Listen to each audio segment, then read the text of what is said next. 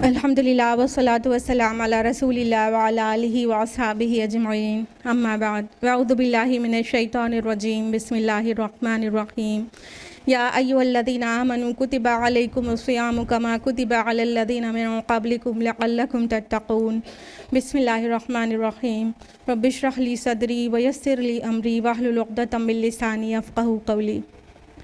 Dear sisters, अस्सलामु अलैकुम व रहमतुल्लाहि व बरकातुहू। जैसे कि आप सभी को मालूम है कि माह रमज़ान मुबारक बस आया ही चाहता है, तो जब भी किसी अहम इवेंट का वक़ू पज़ीर होना होता है तो हम उसकी तैयारियां करते हैं नहीं करते हैं।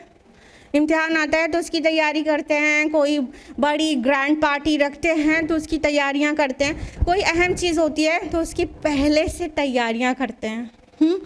तो रमज़ानुल मुबारक जैसा अहम महीना बस आने ही वाला है, तो क्या उसकी तैयारी नहीं करेंगे और पहले से नहीं करेंगे? बिल्कुल करेंगे इंशाअल्लाह। अल्लाह के नबी सल्लल्लाहु अलैहि वसल्लम की हदीस है बहुत ज़्यादा डराने वाली कि जिस पे जिब्रील अमीन ने दुआ की है और रसूलुल्लाह सल्लल्लाहु अलैहि वसल्लम ने आमीन कही है। 3 दुआएं, एक जो है रमज़ान के मुतालिक है कि हलाक हो वो शख्स जिसने रमज़ानुल मुबारक का महीना पाया और अपनी मग़फ़िरत ग्रांट ना करा ली। तो हम इतने महरूम रहने वालों में तो नहीं होना चाहते, हम ऐसे डिप्राइव्ड लोग नहीं होना चाहते ना कि रमज़ान आए और हम उसे यूटिलाइज़ ना कर पाएँ और अपनी मग़फ़िरत ना करा पाएँ। लिहाजा हमें चाहिए कि हम उसे फुल फ्लेज यूटिलाइज़ करें बहुत अच्छी तरह, और यूटिलाइजेशन हम विदाउट प्लानिंग नहीं कर सकते हैं। ये चीज़ आप सबके लिए मारूफ है ना कि if you fail to plan you plan to fail. अगर आप प्लानिंग करने में नाकाम हैं तो आप नाकामी को प्लान कर रहे हैं एक्चुअली। लिहाजा आपको कामयाब प्लानिंग करनी होगी। तो हम आपको कुछ टिप्स देंगे आज इंशाल्लाह कि हम अपने रमज़ान की प्रेपरेशन कैसे करें इससे पहले कि हम उसमें दाखिल हों, और फिर दाखिल होने के बाद भी क्या चीज़ें कंटिन्यू करें। So first of all I would like to mention some physical preparation. हमको अपने बॉडीली प्रेपरेशन में क्या चीज़ें करनी चाहिए रमज़ान में ना। तो अगर आपको कॉफ़ी और चाय पीने की आदत ज़्यादा है then cut down your caffeine right now onwards, क्योंकि अगर आप अच्छा खासा चाय और कॉफ़ी दिन भर में पीती हैं और अचानक रमज़ान में आपको कॉफ़ी चाय कम करेंगी, कैफ़ीन का क्वांटिटी कम होगी, तो आप लेथार्जिक हो जाएंगी, आपको बहुत ज़्यादा डलनेस रहेगी। इसलिए अभी से उसको रिड्यूस करते रहिए ताकि रमज़ान में अचानक आप लेथार्जिक ना हो जाएं। उसके अलावा हेल्दी फूड खाना शुरू कर दीजिए,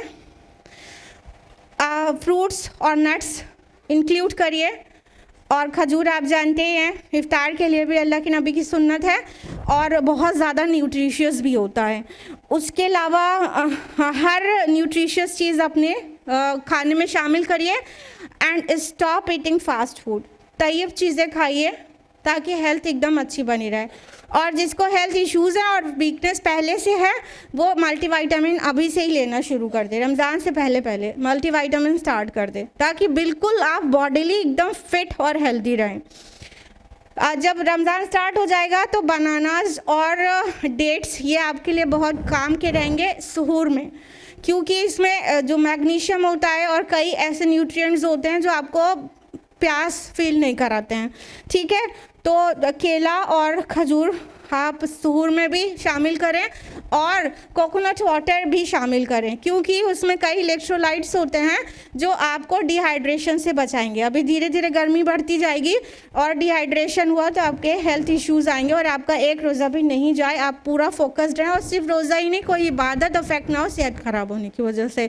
इसलिए कोकोनट वाटर या तो फिर एनर्जॉल जैसे कुछ इलेक्ट्रोलाइट्स होते हैं ना, वो आप सहरी में लेंगे तो दिन भर आप हाइड्रेटेड रहेंगे, तो आप एक्टिवली अच्छी इबादतें कर सकेंगे।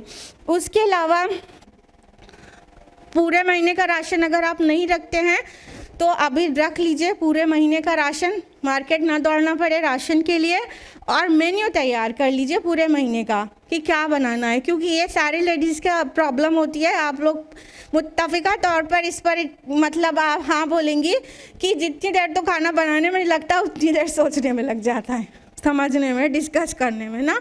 इसलिए पूरे महीने का मेन्यू बना लीजिए, किचन में पेस्ट कर लीजिए, और जो चीज़ें जब बननी है नो डिस्कशन, बस जल्दी जल्दी फटाफट बन सके, ठीक है। और इफ्तार का भी मेन्यू सेट कर लीजिए। बहुत ध्यान रखिएगा, इफ्तार का मतलब दिन भर के भूख के बाद बहुत ढेर सारा ठूस लेना नहीं होता है। हाँ, रोज़ा का मकसद फौत नहीं होना चाहिए, और ये अनहेल्दी भी है। जब बहुत देर तक भूखे रहो, एक तो पूरा डाइजेस्टिव सिस्टम को काफ़ी रेस्ट मिल जाता है, फिर जब अचानक इतनी एलियन चीज़ें आ जाती हैं, सारी पकौड़े भी और दही बड़े भी और न जाने क्या क्या, तो बिल्कुल अपसेट हो जाता है स्टमक, ठीक है। तो इसलिए इफ्तार की तरह नबवी और सहाबा के सुन्नत पे होना चाहिए, ना कि बहुत बड़ा दस्तरखान सजाइएगा। अभी से अपने हस्बैंड्स को भी समझा लीजिएगा, उन लोग की बहुत बड़ी बड़ी डिमांड्स रहती हैं, तो उन्हें समझा लीजिएगा। एक बात हम आपको बताना चाहते हैं, हकीम लुकमान से किसी ने पूछा था कि आप इतने हिकमत वाले हैं, लोग दूर दूर से आते हैं आपसे पूछने के लिए, आपके अंदर इतनी हिकमत आई कहाँ से? तो उन्होंने 6 पॉइंट्स बताए थे, और इत्तेफाक से वो सभी रमज़ान और रोज़ों के लिए बहुत अहम है। नंबर 1 बोला कम खाओ, नंबर 2 कम सो, नंबर 3 कम गुफ्तगू करो, नंबर 4 जब वादा करो तो निभाओ, नंबर 5 आँखों में हया पैदा करो, और नंबर 6 जब बोलो सच बोलो। तो कम खाओ और कम सो, इससे हिकमत भी आती है। रमज़ान के लिए तो मैंडेटरी है कि आप लिमिटेड खाएं, हेल्दी खाएं। जब बहुत सारे पकौड़े खाएंगे तो क्या होगा, सेहत ख़राब हो सकती है, इंडाइजेशन। तो कम खाएं और कम सोएं। रमज़ान सोने के लिए नहीं आता। आप ज़रा गूगल करके देखिएगा, अगर आपने डाल दिया हाउ टू पास रमज़ान, अल्लाह अकबर, वीडियो गेम और सोना और मैगज़ीन पढ़ना, ये सब बातें बिल्कुल दिमाग ख़राब हो जाता है देखकर। तो सो कर रमज़ान नहीं गुजारना है, बल्कि रोज़ाना के रूटीन से कम सोने का एक पूरा आपके पास प्लान होना चाहिए। अब हम लोग जल्दी से मेंटल प्रिपरेशन जान लें कि हमको मेंटली किस किस तरह से प्रिपेयर होना है। First of all, complete your Eid shopping before Ramzan. Finally कोई एक भी मेरी बहन, हम उम्मीद करते हैं कि मार्केट में ना दिखे रमज़ान में, ठीक है। रमज़ान मुबारक इसलिए नहीं आता है कि हम ईद के बहाने घंटों मार्केट में गवाएं, और दूसरा इतना रश, इतना ज़्यादा क्राउड होता है कि 10 मर्दों से धक्के खाते फिरे। ये बहुत कबीह चीज़ है जो रमज़ान में की जाती है। इसलिए अगर आपको बहुत ज़्यादा शौक़ ही है कि आपको ईद की शॉपिंग करनी है, पहली बात तो लिमिट योर शॉपिंग, उसमें से कुछ हिस्सा आप पुअर्स पे खर्च करें। लेकिन जो कुछ भी करनी है, रमज़ान स्टार्ट होने से पहले, उसका चांद दिखने से पहले पहले अपनी शॉपिंग बिल्कुल ही कंप्लीट कर लीजिए। एक चीज़ भी आपको मार्केट लेने ना जाना पड़े, इल्ला ये कि कोई उज़्र शरई आ जाए। उसके अलावा ईद से पहले जो घर की सफाई करते हैं, बिल्कुल गलत टाइम है। रमज़ान से पहले घर की सफाई करिए, थोड़ा सा रूहानी माहौल हो कि पूरे क्लीन कर रहे हैं। और हाँ, हर चीज़ धोया जाता है, जाए नमाज को भूल जाया जाता है, जाए नमाज वगैरह क्लीन कर लीजिए, धोकर कर्टन वगैरह सब क्लीन कर लीजिए।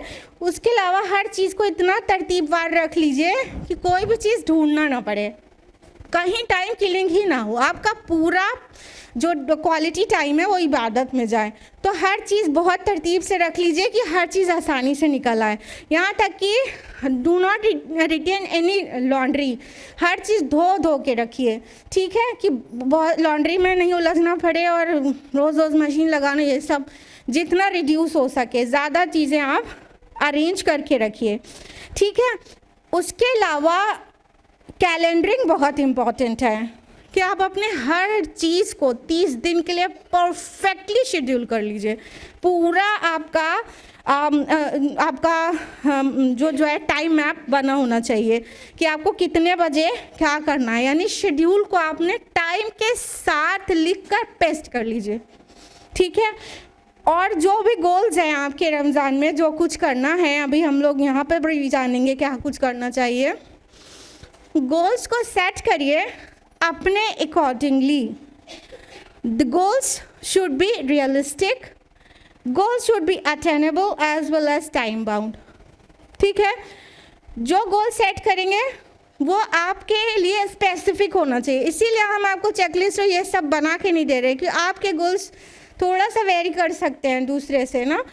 तो पहली बात ये रियलिस्टिक होना चाहिए।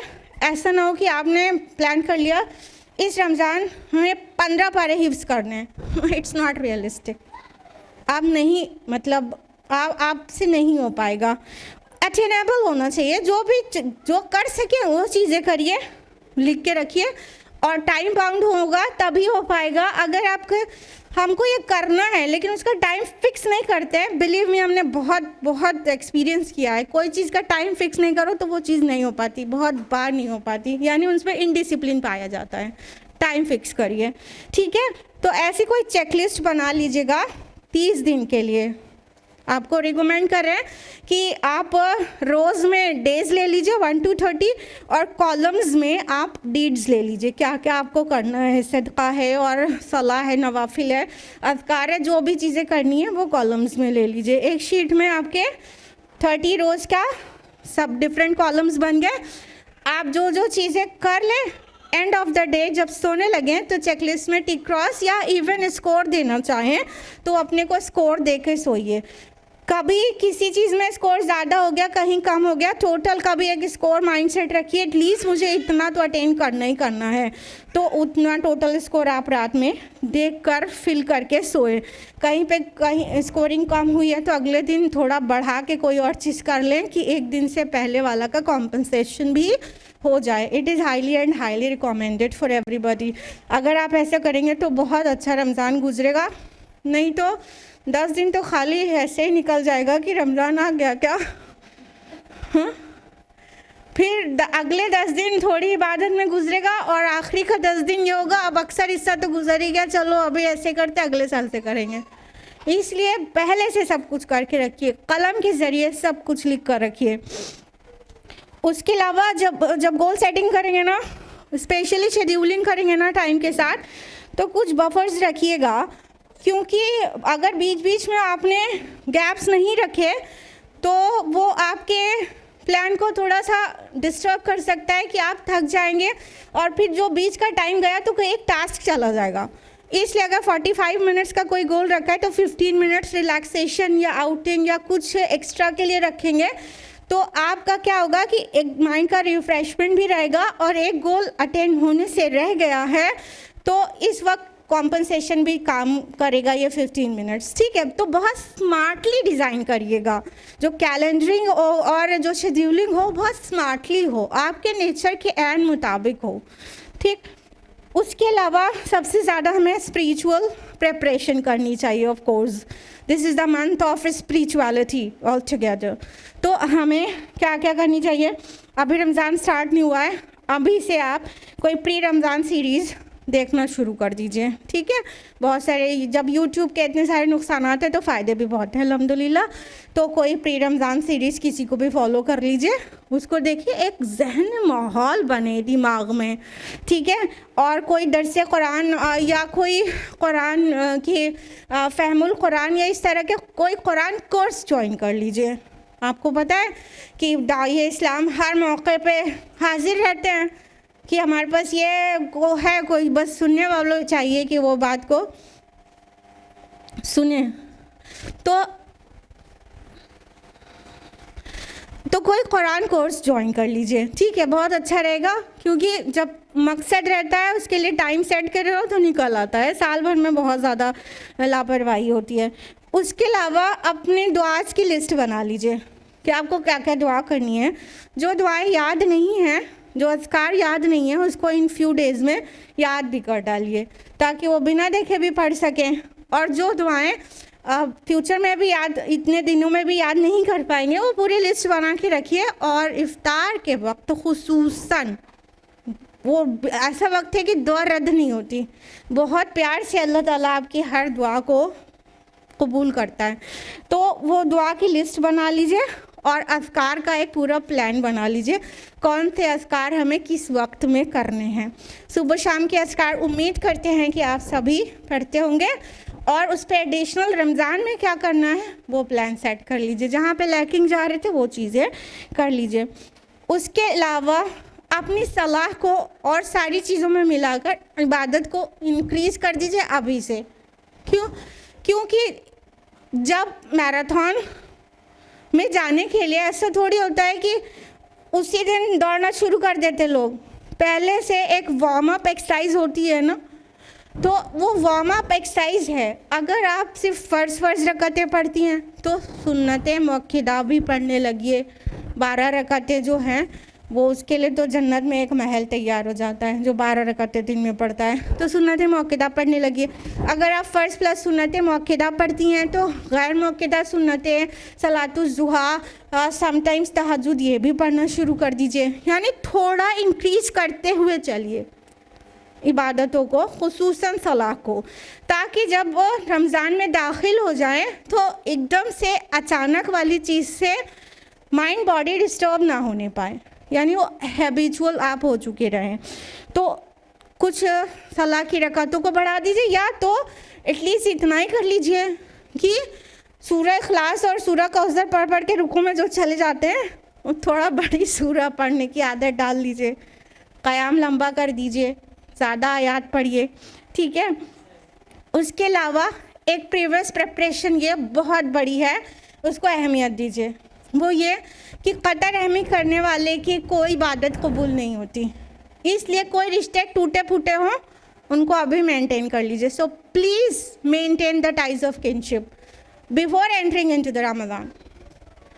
क्योंकि आप रमज़ान में दाखिल हो गए और उधर चचा से और खालू से और पता नहीं किससे ताल्लुकात ही ख़राब हैं, बोलचाल ही नहीं है, कुछ भी नहीं है, कोई इबादत कबूल नहीं हो, इतने बड़े लूज़र तो बनना नहीं है उनको। इसलिए जो रिश्ते टूटे हुए हैं उनको सिला रहमी के ज़रिए इससे पहले मेंटेन कर लीजिए कि रमज़ान में आप दाखिल हों और इंटेंसिव इबादतें करें। उसके अलावा रमज़ान के लिए क़ुरान का एक पूरा आपके पास शेड्यूल प्लस प्लान होना चाहिए। सारी चीज़ें करेंगे, सारी टीज़, तिलावत, तज़क्कुर, तदब्बुर, तरावी, ये सारे टीज़ फॉलो करिए, ठीक है। कब तिलावत करना है उसके लिए एक टाइम सेट करिए कि हमें 30 मिनट्स फजर के बाद तिलावत करना है। कब आपको तज़क्कुर करना है, सरसरी समझ के कुरान पढ़ना है, कब तदब्बुर करना है, उसके लिए टाइम भी फिक्स करिए और कोर्स भी अपना डिफ़ाइन कर लीजिए कि मुझे ये फ्यू सूरतें ऐसी हैं जो मुझे तदब्बुर के ज़रिए, तफासिर के ज़रिए पूरा इसे डिटेल में समझना है। 4-5 सूरतें, बड़ी छोटी जो भी आपके इस्तिताअत हो, वो कुछ सूरतें सेलेक्ट कर लीजिए कि ये तो हमें तदब्बुर करना ही करना है। और तरावीह के लिए अपनी कमर को तैयार कर लीजिए, इसलिए कहते हैं कि बहुत ज़्यादा इफ्तार ना बनाया करिए, ये फिर कमर इतनी टेढ़ी हो जाती है कि तरावी के लिए खड़े होने लायक नहीं रहते। हस्बैंड्स को बहुत प्यार से समझा लीजिए कि वो रमज़ान इसलिए नहीं आता कि इतना बड़ा बड़ा दस्तरखान सजाएं आपकी बेगमात, आप लोग तो एक ही होंगे, खैर हाँ। तो इतना ज़्यादा किचन में ना खड़ी रहें कि तरावी में ना खड़ी हो पाएँ। लिमिटेड चीज़ें करिए, घर में सबको समझा के रखिए, माहौल बनाइए। अभी तक नहीं है, अब बनाइए, इट्स अप टू यू ना। तो इस तरह तरावी के लिए अपनी कमर को तैयार रखें। और रिकमेंडेड, प्रेफरेबल और सुन्नत का वक्त कौन सा है? एंड नाइट में क़याम करें तो बहुत अच्छा है। अगर आपके हस्बैंड पराठे के साथ 10-20 और चीज़ें नहीं मांगते तो ठीक है, यानी उसी टाइम खड़े होना है। तो अगर मुख्तसर सुहूर होता है तो आप उतने बजे कर लेंगे। उसके अलावा फिर बता रहे हैं सोने का टाइम रिड्यूस करिए। सोने में इंसान समझिए 24 में से 8 घंटा भी अगर सो रहा है तो 60 साल की ज़िंदगी में 20 साल सो ही गया, 10-15 साल बचपन में निकल गया, अब कितने साल की अमल बचे ये सोचिए। अब रमज़ान में भी सो के मतलब हमें उसकी अहमियत को समझना चाहिए। रमज़ान आ गया, हम सो के गुजारेंगे, एक्चुअली हमें उसकी अहमियत नहीं पता है, इस वजह से हम बहुत ज़्यादा सोते हैं। और रूटीन को पहले से सेट नहीं करते हैं, इसलिए बहुत लेथार्जिक हो जाते हैं और फिर सोने में बड़ा अच्छा लगता है। तो रमज़ान इसलिए नहीं आता कि हम बहुत ज़्यादा सोएं और दिन को सोने में गुजार लें और बस इफ्तार के टाइम होश में आए, ऐसा नहीं करिए प्लीज़।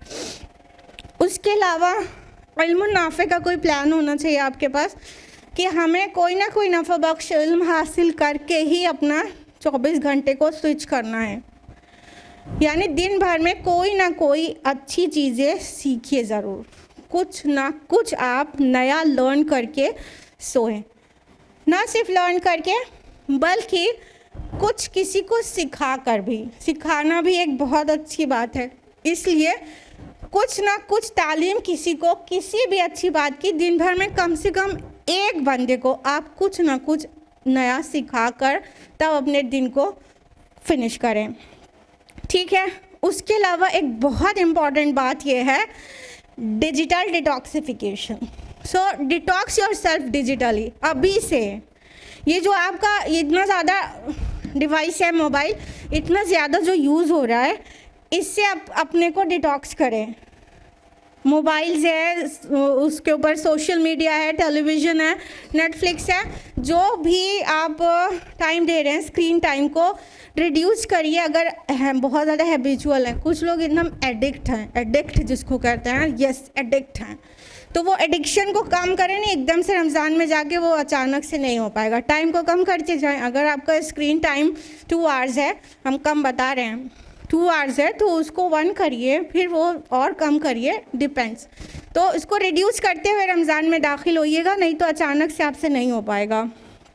उसके अलावा स्पिरिचुअल डिटॉक्स की भी ज़रूरत है। स्पिरिचुअल डिटॉक्स कैसे होगा? किसी से दिल मैला है, नाराज़गी है, गुस्सा है, माफ़ करिए, दिल पाक हो। और अपने गुनाह की बोझ है, उसकी गंदगी है, अल्लाह से इस्तिग़फ़ार बहुत बढ़ा दीजिए। अभी से इस्तिग़फ़ार की कसरत शुरू कर दीजिए ताकि रमज़ान में दाखिल ही हो तो पाक साफ़ दाखिल हो इंशाअल्लाह, ठीक है। तो इस तरह से आप स्पिरिचुअली आपको अपने आप को डिटॉक्स कर सकते हैं। उसके अलावा रोज़ाना का एक मामूल, जब इस डिवाइस को यूज़ करते ही हैं और यूट्यूब का इस्तेमाल ज़्यादा है ही, तो कुछ लेक्चर्स का आप अरेंजमेंट रखिएगा और उसको ऑफलाइन सेव करके रखिएगा। ऑनलाइन जाएंगे तो फिर इधर उधर भी घूमेंगे, ऑफलाइन सेव करके रखिएगा उसकी URLs, और वहाँ से कोई ना कोई लेक्चर ज़रूर सुने। और खुलासे कुरान जैसी चीज़ भी सुन सकते हैं, और मेरे चैनल पर खुलासे कुरान पढ़ा है। 45 मिनट्स प्लस माइनस 45 मिनट्स का एक पारे का है, पूरा कुरान है। यानी आपको सिर्फ 45 मिनट खर्च करने के बाद एक पारे का और पूरे 30 दिन के बाद पूरे कुरान की समरी पता चल जाएगी, ठीक है। तो उसकी वीडियोस भी है मेरे चैनल पर, और हम वो रमज़ान में ऑडियोज़ भी सेंड किया करते हैं। अगर आप हमारे किसी भी ग्रुप्स में हैं तो ऑडियोज़ भी जाती है। तो ऑडियो या वीडियो के ज़रिए आप चाहे तो ऑफलाइन उसका लिंक सब पूरा सेव कर डालिए।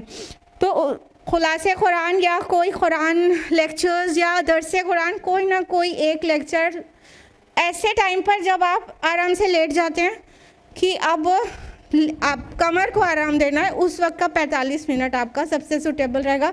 हम अपने ऊपर करके बता रहे हैं, हमें वही टाइम सूटेबल लगता है लेक्चर्स वगैरह सुनने के लिए, कि जब बिल्कुल दोपहर में जो थोड़ी देर लेटते हैं, आराम करते हैं, तो उस वक्त पहले कुछ सुनते हैं, तब थोड़ी नैप लेते हैं, फिर उठ जाते हैं असर में।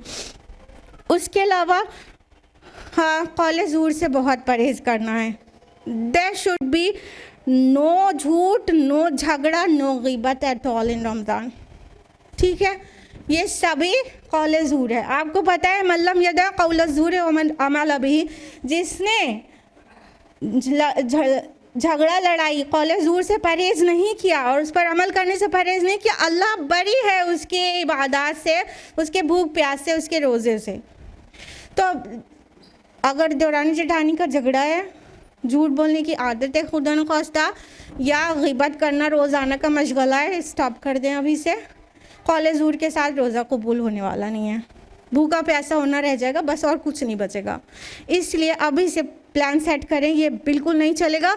जो चीज़ आपसे बहुत मुश्किल से कंट्रोल होती है उसके लिए स्टिकी नोट्स लगाएं, जहाँ पे आपकी नज़र सबसे ज़्यादा पड़ती है, किचन में है और वार्डरोब पर है, मिरर पर है, कहीं भी स्टिकी नोट्स लगाए कि ये नहीं करना है या ये करना है, रिमाइंडर देगा तो याद आ जाएगा कि हाँ ये नहीं करने की चीज़ थी।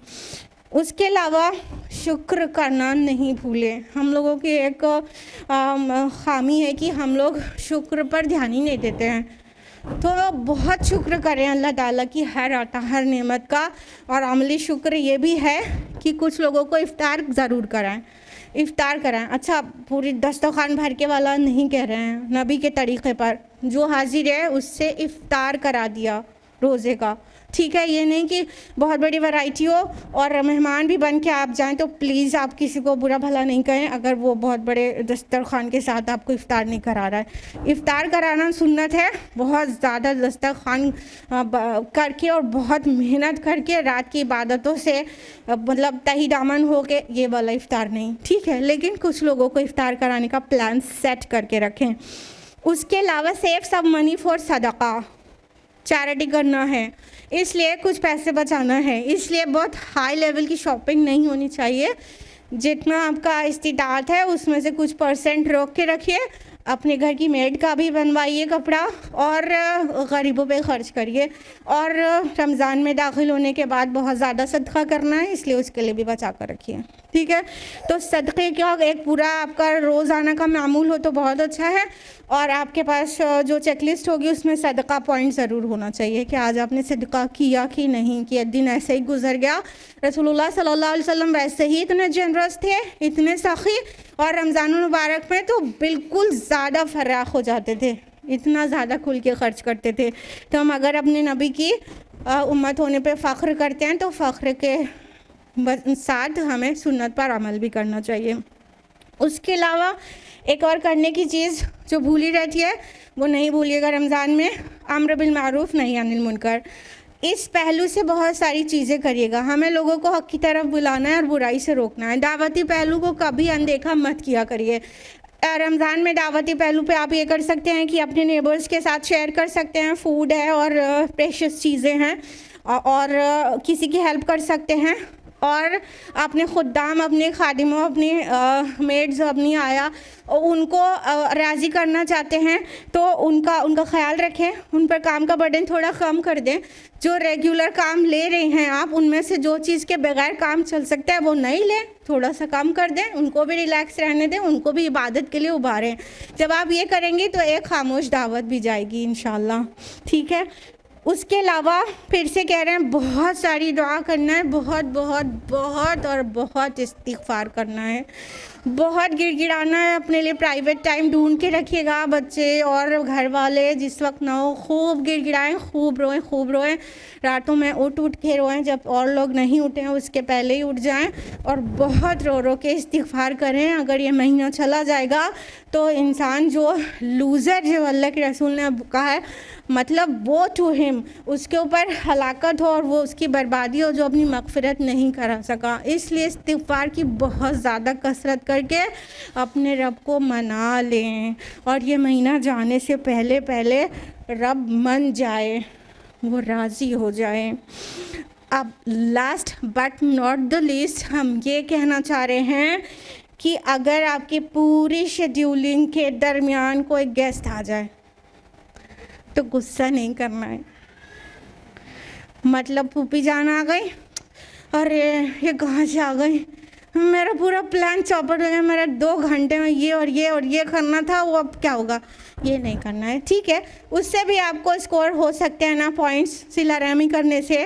तो जब कोई गेस्ट आ जाए तो चूँकि जब शेड्यूलिंग किए रहो, ये अपने पे एक्सपीरियंस किया इसलिए शेयर कर रहे हैं, शेड्यूलिंग किए रहो, किसी वजह से अगर वो डिस्टर्ब होता है तो थोड़ा सा गुस्से और चिड़चिड़ सी आती है, तो उसको मैनेज करना ये ईमान का तकाज़ा है।